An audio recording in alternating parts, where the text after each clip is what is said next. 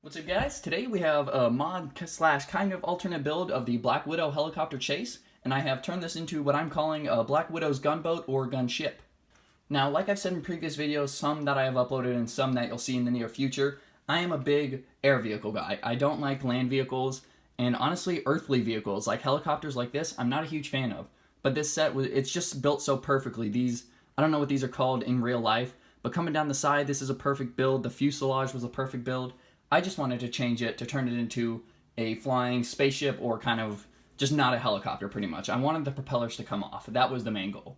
So as you can see in the back, I do have 2 copies of this set, and both of those copies pieces all went to this one build. So I don't have 2 helicopters sitting around. I just have this one build and then a whole bunch of extra pieces.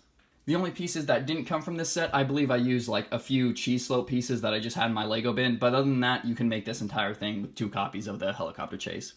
Guys, I will be a bit honest. I'm a little dumbfounded as to how to start going over these mods, because very apparently you can see the ones on the top where I removed the propellers, but I don't know where to start. I want to start up at the front, but starting up at the front kind of means starting up here. You can pretty much see the mods that I did, so I don't know where to begin. So I guess to get them out of the way, we'll go over the top to show you how I got rid of the propellers and what I turned them into some kinds of engines, and then we'll move through the interior and other mods. So we'll start with the first engine block kind of thing up here. So I did use 2 of the extra weapons and binocular pieces to create some anti-personnel cannons. And they are always at a downward angle. I would like them to be adjustable, but I just don't have the pieces. Just the one clip is angling them downward, and it doesn't look too bad because as anti-personnel cannons, rather than shooting at any other ships, when the vehicle is landing, however it lands, it has a good angle on any infantry on the ground. Apart from the sloping there, I did want to keep this as a nice, smooth, continuous shape, kind of coming up from the front. Move that out of the way. It's not the best right there. Like if I had another black slope brick, I'd use that right there. But it kind of slopes up and then it moves smoothly over up onto the top with that slope there. And I wanted to make sure I kept that from the original set just because how good it looked. And overall, I think I did a pretty good job. If I could, I would get some more black or light gray pieces to make it one more continuous color pattern up here. But overall, I don't think it looks too bad. And then, as I did say before, only 2 of these come with each set, so I did have to buy 2 sets for the mods that I was expecting to do. And they are now facing backwards, so the main propulsion of this vehicle is these 4 engines up here. It's no longer a helicopter, it doesn't have any repulsor lift type things. It is 4 engines sitting up top. So we've kind of gone over that whole engine block. Just on the back there, we do have some slope bricks, some little lights that you see on any air vehicles in the real world. Just kind of translates over onto this one here. And then moving on to the rear engine block, I call them engine blocks. I don't know what an engine block even is in real life, but it sounds like the right word to use. So the engines back here, I kind of copied what I did in the front by adding more blasters back here as anti-personnel cannons, because the only way in and out of the vehicle, like realistically, is through this rear cabin back here. So I wanted to make sure that whoever is inside has protection when the vehicle is coming down and landing, that somebody inside can control these guns and clear out any infantry before they deploy at the back. And we did keep the stickered slope bricks up there. I really liked them. I put one on both sides. I tried to use one up on the front, but I couldn't quite get the shape right. So I just ended up using both of them on the back. And then as well that caution brick in there, like some kind of electronics or something, maybe like a weak point on the ship to hit to kind of immobilize it or anything is kind of how I imagine that little bit there. But also just as some extra detail on there as well. And then I knew I wanted to use the antennas. Now, in my mind, these are both antennas, and they kind of look like they could be some sort of ion cannon that we kind of saw on the Rebels, Star Wars Rebels Y-Wing in one episode. So it kind of reminds me of those ion cannons, but most of the time when I'm playing with it, these are just antennas. Similar to the front one though, I did try and keep the continuous sloping shape from the fuselage, just kind of smoothly and steeply go up and over. And I do have an idea, once I find somewhere in my collection a black 1x2 cheese wedge, I will put some Technic pins in there, and then I'll put that cheese wedge thing upside down, so it's a perfect slope down this backside. So the engines on the back are the exact same as the ones on the front, same pieces and the same little Technic pins, and I don't know what these studs with a nipple on it is called, but I did just add those on there. Originally they were to be cannons, but then the engines ended up lining up, so if they were cannons, it would just take out itself. So those are no longer cannons, they're just little details on it. Alrighty, so now that we've covered the 2 engine blocks, we can kind of go to the normal review format of starting up at the front and moving to the back. So there's nothing to show you on this cockpit piece since this is all just 2 pieces, the glass and then the cockpit. I can kind of just take off this whole section and we don't need to worry about it for the rest of the video. So moving on to the interior, we do have one Yelena figure, but we will get her out of there just so I can show off that space a bit more. Gotta sneeze.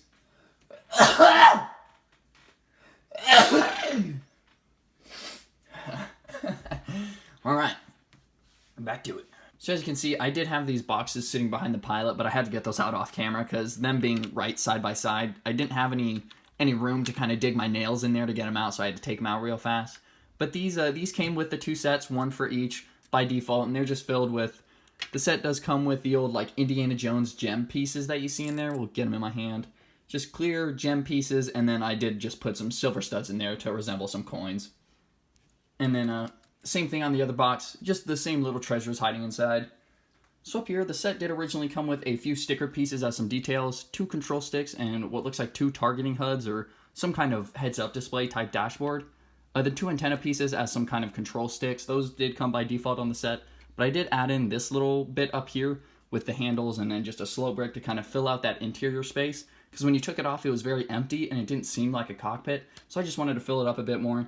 So I did add the cheese slopes in there to kind of help fill it out as kind of a dashboard, or maybe like on real vehicles you see in real life, maybe some kind of meters or buttons that are blinking at you or something. Just some bit of extra detail to make that cockpit seem more full and like it could actually fly the entire ship.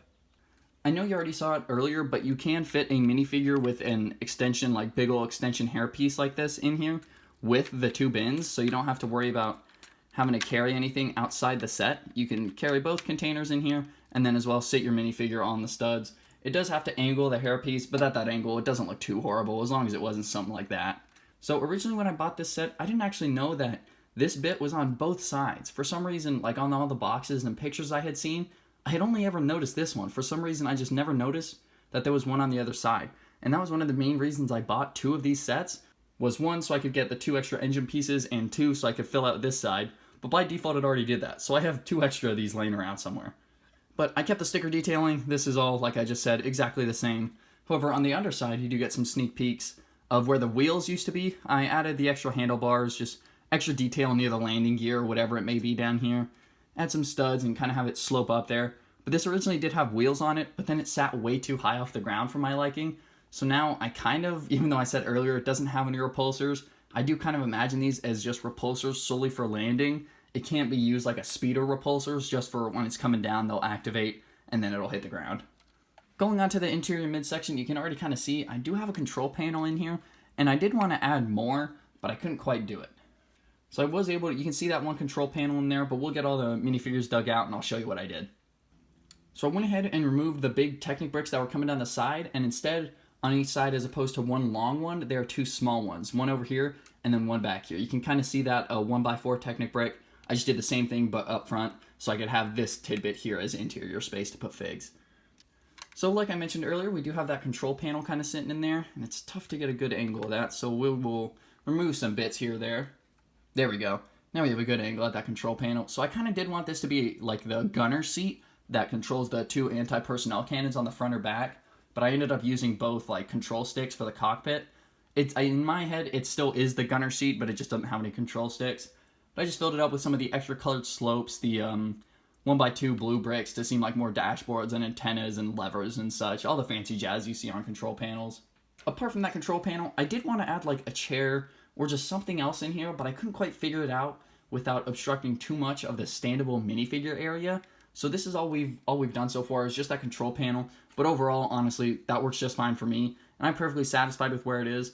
I would like to add a little more, but I don't think I will be unless I happen to come across the pieces. So other than that, that's pretty much the whole interior space. Like I mentioned, you can still fit the little vehicle back here. Nothing in this spot has changed. This is the exact same as normal, so if you still have that vehicle together, you can shove it back there. So as you guys can see, I did have to tear off quite a few things to get a good angle on that assembly, but when you're in play and you're playing with it by yourself, you don't have to remove all this to get inside. You can just take off the one top hatch. So similar to the Yelena fig that's in the front, the one in the back, these roof pieces do have like brick assemblies going down the middle, so it does make it a bit tough to fit her with that hairpiece in there. But if you angle her just properly, the hairpiece will be angled, but she still can stand up straight in there and have it completely closed down. I don't know how well you can see in that window, but that's what I'm trying to get there. But she can stand up in there no problem, and it won't make her fall over or anything. But other than that, guys, that's pretty much it as far as my mods for this helicopter set go. So yeah, like I said earlier, when I bought this, I wanted to turn it into a flying vehicle, and I knew I was just going to take off the propellers. Some people can like helicopters, and that's great, but overall, those like propellers were just bumping into way too much and catching on way too many things, so I just had to take them right off.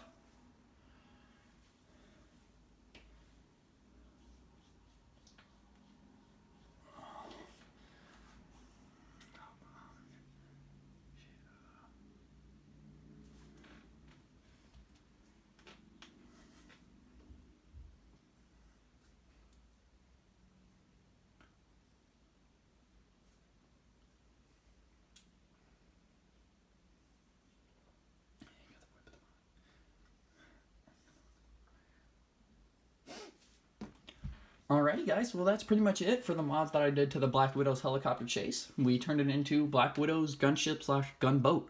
I hope you guys did enjoy it, and if you want to build this yourself, unfortunately due to this limited setup that I'm working with, I cannot make tutorials, but you can kind of just look at what I did, use your creativity and create your own kind of spin on it. But if you do want to make it, you don't need any other sets other than... Alrighty folks, I apologize about that. My phone storage was completely full, so it cut off my outro. But like I was saying, and I said many times before, you do only need 2 copies of this set to create these mods. So if you do want to do something like I did, or do exactly what I did, you're only going to need 2 copies and you can do it. But other than that, like previous videos, if you do want to suggest some alternate builds or mods that you want me to do to sets I own, or ones that you'd like me to get, just let me know in the comments, or head over to my Instagram. I do have an Instagram where I do post LEGO content as well. Of course, it's not the same YouTube videos, but it is LEGO content if you like to follow it. Anyways, guys, I hope you did enjoy. Peace, fellas.